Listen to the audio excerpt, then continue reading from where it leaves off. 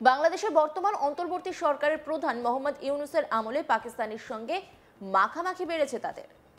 বর্তমানে বিভিন্ন ক্ষেত্রে কাছাকাছি এসেছে বাংলাদেশ ও পাকিস্তান।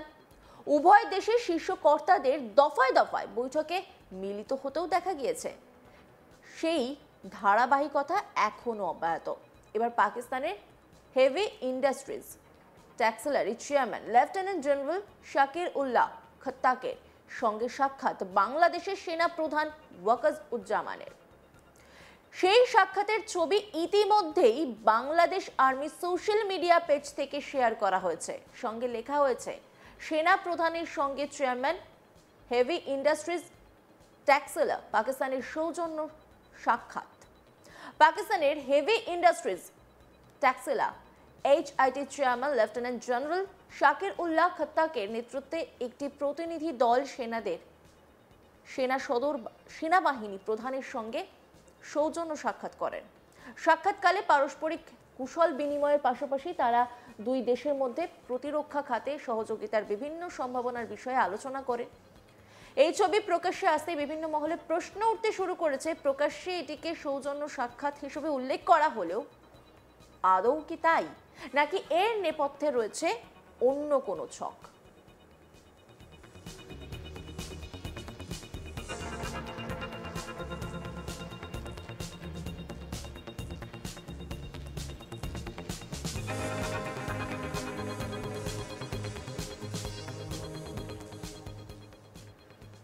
মনে রাখতে হবে, ইউনূসের আমলে বাংলাদেশে পাল্লা দিয়ে বেড়েছে অরাজকতা, অপরাধ। অন্তর্বর্তী সরকারের সময় লাগাতার একের পর এক অপরাধের ঘটনা ঘটে গিয়েছে। এরই মাঝে বাংলাদেশের নির্বাচন নিয়েও জল্পনা রয়েছে। যদিও সেই নির্বাচন কতটা অবাধ, স্বচ্ছ, শান্তিপূর্ণ হবে তা নিয়ে বড়সড় প্রশ্ন রয়ে গিয়েছে বিভিন্ন মহলে। আর এই প্রশ্নটার নেপথ্যে যথেষ্ট যুক্তিসঙ্গত কারণ রয়েছে বলেও মনে করছেন বিশেষজ্ঞরা। কারণ সম্প্রতি এমন এক বক্তব্য সামনে এসেছে যা রীতিমতো চাঞ্চল্য ফেলে দিয়েছে নানা মহলে। ভাবছেন তো কি সেই বক্তব্য, আর সেই বক্তব্য কে রেখেছেন? এবার সেটাই আপনাদেরকে বলি। জামাতে ইসলামের আমির শফিকুর রহমান সংবাদ মাধ্যমের সামনে বলেছেন, নির্বাচনের দিন গণজানি শেষ হওয়ার সম্ভাবনা আছে। ভাবুন কি বিস্ফোরক দাবি করছেন তিনি, কি বলছেন তিনি, শুনবো। লেভেল প্লেইং ফিল্ড নাই, কিন্তু এই ফিল্ড আমাদেরকে তৈরি করতে হবে, আমাদের মানে সবাইকে মিলে। আপনারা তৈরি থাকুন, এই নির্বাচন হতে হবে। নির্বাচনের দিন গণভোট হলে নির্বাচনের জেনোসাইড হওয়ার সম্ভাবনা আছে। লেভেল প্লেইং ফিল্ড নাই, কিন্তু এই ফিল্ড আমাদেরকে তৈরি করতে হবে, আমাদের মানে সবাইকে মিলে। আপনারা তৈরি থাকুন, এই নির্বাচন হতে হবে। নির্বাচনের দিন গণভোট হলে নির্বাচনের জেনোসাইড হওয়ার সম্ভাবনা আছে। শুনলেন তো কি বললেন তিনি।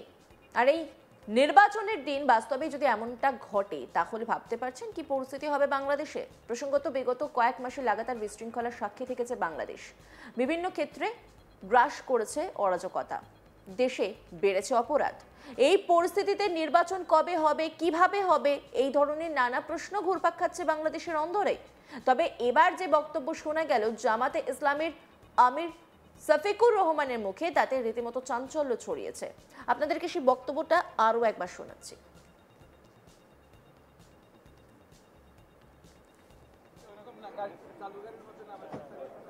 লেভেল প্লেইং ফিল্ড নাই, কিন্তু এই ফিল্ড আমাদেরকে তৈরি করতে হবে, আমাদের মানে সবাইকে মিলে।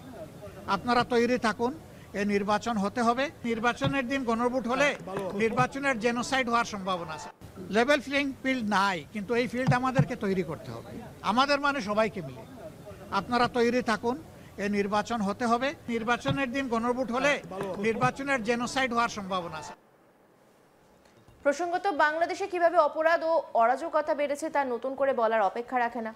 সম্প্রতি এমন একটি ভিডিও সামনে এসেছে যেটি দেখার পর একটাই শব্দ বলা সাজে, তা হলো ছি। নির্লজ্জ মোহাম্মদ ইউনূসের বাংলাদেশের অশিক্ষিত মৌলানাদের কোনো শিক্ষাই হবে না। একটি রিপোর্টে একটি ভয়ঙ্কর ছবি ধরা পড়েছে। বাংলাদেশে বিপদের মুখে রয়েছেন দেশের বাউল সম্প্রদায়। অনেকদিন ধরে তাদের উপর বিভিন্ন জায়গায় অত্যাচার চলছে। কোথাও তাদের চুল কেটে দেওয়া হচ্ছে, ঘর জ্বালিয়ে দেওয়া হচ্ছে, আবার কোথাও তাদের মঞ্চ ভেঙে দেওয়া হচ্ছে। গানের মধ্যে দিয়ে যৌক্তিক প্রশ্ন করছেন তারা, আর এটাই তাদের অপরাধ। জোর করে বল প্রয়োগ করা হচ্ছে তাদের উপর। তারা তো সব ধর্মের ঊর্ধ্বে, তাও এই নিরহংকার মানুষগুলো এখন পথে নামতে পারছেন না, বাধা দেওয়া হচ্ছে তাদের সাধনাতে। বাউল জীবনে কোনো অশান্তি নেই, বিদ্বেষ নেই, তারা তো পার্থিব মোহ থেকে একেবারেই মুক্ত।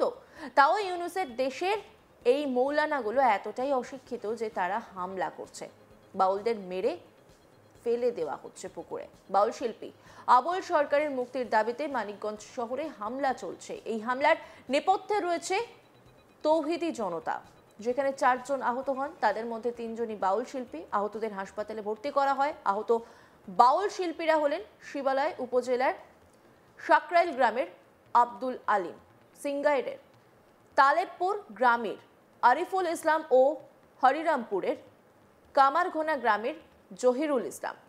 শহীদ মিনার চত্বরের কাছে ওই সময় বাউল আবুল সরকারের মুক্তির দাবিতে তার বহু অনুগামী সেখানে জড়ো হন। এরপর বাউল শিল্পীদের মারধর করা হয়। প্রাণ ভয়ে তারা দৌড়তে শুরু করেন, কেউ কেউ তো বাঁচতে পুকুরে ডুব দেন। সে ভিডিওটা আপনাদের দেখাই। আমরা দেখতে পাচ্ছিলাম তত্ত্ব জনতা কিন্তু একজনের গায়ে হাত, তত্ত্ব জনতা কিন্তু আসলে বাউলদেরকে গণধোলাই দিচ্ছে।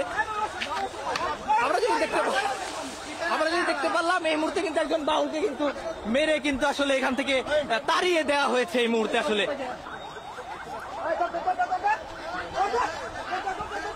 আমরা কিন্তু দেখতে পাচ্ছি আসলে একজন বাউলকে আসলে স্থানীয় জনসাধারণ ধাওয়া করেছে এই মুহূর্তে। পুলিশ আসলে তাদেরকে প্রতিহত করার চেষ্টা করছে।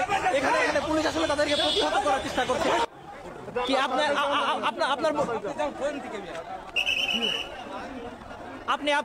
আপনি কোথেকে আসছেন? আমি আসছি আমার কাকার দোকান করে। হ্যাঁ। আপনি কি বাউলদের প্রোগ্রামে আসছেন? না, আমি কোর্টে যাবো, কাকার সাথে দেখা করব। আচ্ছা, এখানে দোকান কোথায়? আপনি কোথা থেকে আসছেন?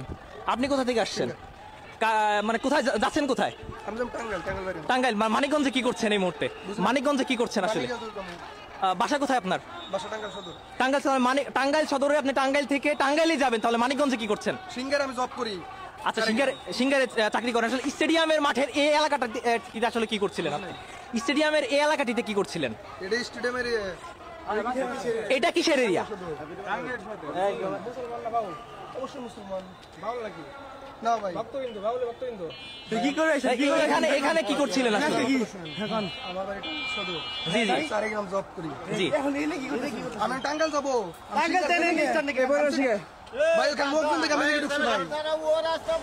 রাস্তা বন্ধ করছেন না। আমরা দেখতে পাচ্ছিলাম তত্ত্ব জনতা কিন্তু একজনের গায়ে হাত, তত্ত্ব জনতা কিন্তু আসলে বাউলদেরকে গণধোলাই দিচ্ছে। আমরা যদি দেখতে পারলাম এই মুহূর্তে কিন্তু একজন বাউলকে কিন্তু মেরে কিন্তু আসলে এখান থেকে তাড়িয়ে দেওয়া হয়েছে এই মুহূর্তে। আসলে টাঙ্গাইল।